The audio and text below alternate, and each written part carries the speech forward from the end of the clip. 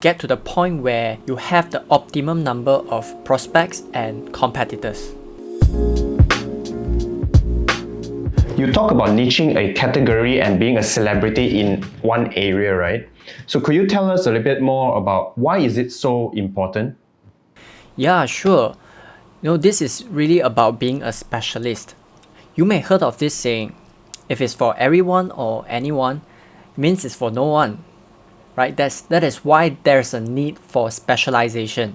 Finding a niche to solve a specific problem for specific people. Now, if you have a problem that matters to you a lot, for example, let's take heart problem, right? Would you go to a general doctor or would you go to a heart specialist? I think there's a term for it. Cardiologist, yeah. Yes, cardiologist, right. By specializing, you're actually making the price war seem irrelevant. Imagine if you had a consultation with the heart specialist. Would you expect them to charge you more than the general doctor? I would say yes, of course, right? So if that's the case, how can a person tell if they are specialized enough or deep enough in their own specialization? Can you share with us more about that? Okay. Now, the key is to get to the point where you have the optimum number of prospects and competitors, right? You still need competitors. Now, if you're too deep into the niche, you will run out of opportunities. You can also think of it as demand and supply, right? If you're too deep, there's probably no demand, and therefore there's no need to supply. Now, in reverse, if you're too shallow, the good thing is that there will be a loss of demands, but there will be also many suppliers whom you'll be competing with. So is there any particular ways for us to measure whether we are already at the right position? Because I know some people may think that they are already specializing in something, but I know they could be far from that. Now, I say this because I personally had experienced this before when I first started out my career. Okay, there is a way actually to know if you are not niche enough. Okay, I personally use the 80-20 rule. You would want to be in the 20s, the minority, right?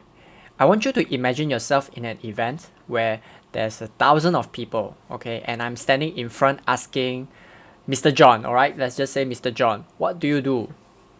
Then I turn to the audience and ask the rest of the people, now how many of you do the same thing that John does? And almost everybody raises their hand.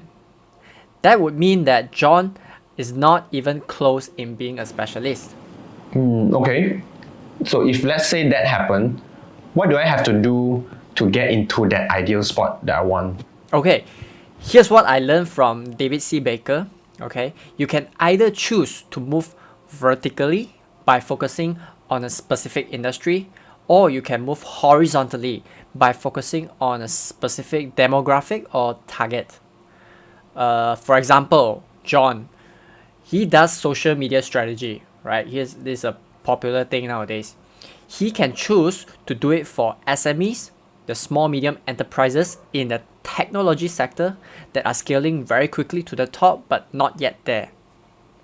Or John can do social media strategy that targets families with children below age of 5 or millennials. Okay, so that's an example of moving horizontally. That's really insightful. I learned something new today actually, because I've heard of many ways to find out how to niche in certain category, how to specialize in certain way. But this is the first time for me hearing this method using the vertically, horizontally, this kind of concept. Yeah, so that's interesting. That's wonderful, great. Even I like to learn new things every day. And just for you today, let me share with you one more thing, okay? The audience that's watching this right now, you can look at your current clientele, see how many of them are near you and how many of them are at a different states or countries. I would say a good ratio would be 1 to 2, right? Because now, thanks to Google, working with people who are far away or working with international clients is now easier than ever. And if 7 out of 10 of your clients are willing to reach out that far to look for you, chances are that you are really specialized. All right, amazing. I think this advice is gold. So if somebody is going out of their way to work with you, I think it's a good signal that you are specialized enough. So if your clients are only within a certain amount of radius, you may start to think, am I specialized enough? All right. So Voon Fei, thank you so much. And we're going to wrap this interview right here.